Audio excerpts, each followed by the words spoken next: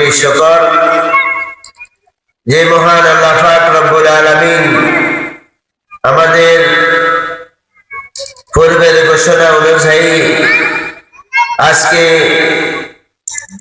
এত বড় একটা মজমায় আমাদেরকে আল্লাহ তাআলা আসার বসার তৌফিক এনায়েত করেছেন।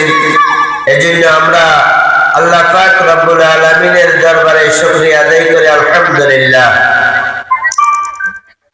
মহান রব্বুল আলামিনের দরবারে শুকরিয়া আদায় করি যে রব্বুল আলামিন আমাদেরকে মায়া করে, দয়া করে, মহব্বত করে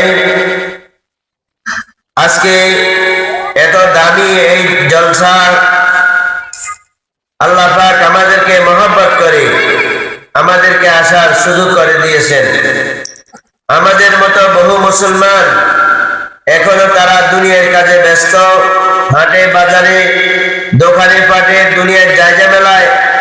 আল্লাহ পাক রব্বুল আলামিন আমাদেরকে এই সমস্ত ব্যস্ততা থেকে আল্লাহ তাআলা হেফাজত করে আমাদেরকে আসার তৌফিক দান করেছেন বলে আলহামদুলিল্লাহ।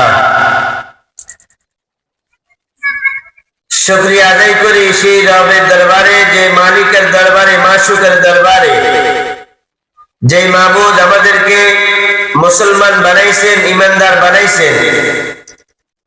আমাদেরকে আল্লাহ তাআলা ঈমানের মতো দৌলত দান করেছেন।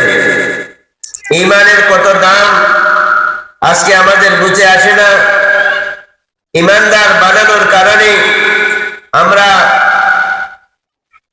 আল্লাহ পাক রব্বুল আলামিনের প্রিয় ঈমানের মতো দৌলত আল্লাহ তাআলা আমাদেরকে দান করেছেন বলে আলহামদুলিল্লাহ।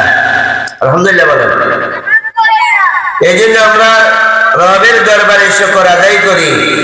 আল্লাহ তাআলা মেহেরবানি করে আমাদেরকে ঈমানের মতো দৌলত দান করেছেন, যার কারণে আমরা আজকে আল্লাহ তাআলাকে চিনার মতো, আল্লাহ তাআলার ফেরেশতাদেরকে চিনার মতো, আল্লাহ তাআলার নৈকট্য অর্জন করার মতো আমাদেরকে আল্লাহ তাআলা সেই জ্ঞান দিয়েছেন। এই জন্য আমরা রবের দরবারে সবসময় শুকরিয়া আদায় করা দরকার। আল্লাহ তাআলা বলেছেন আমাদেরকে দুনিয়াতে পাঠাইছেন, আমাদের কিছু দায়িত্ব আছে।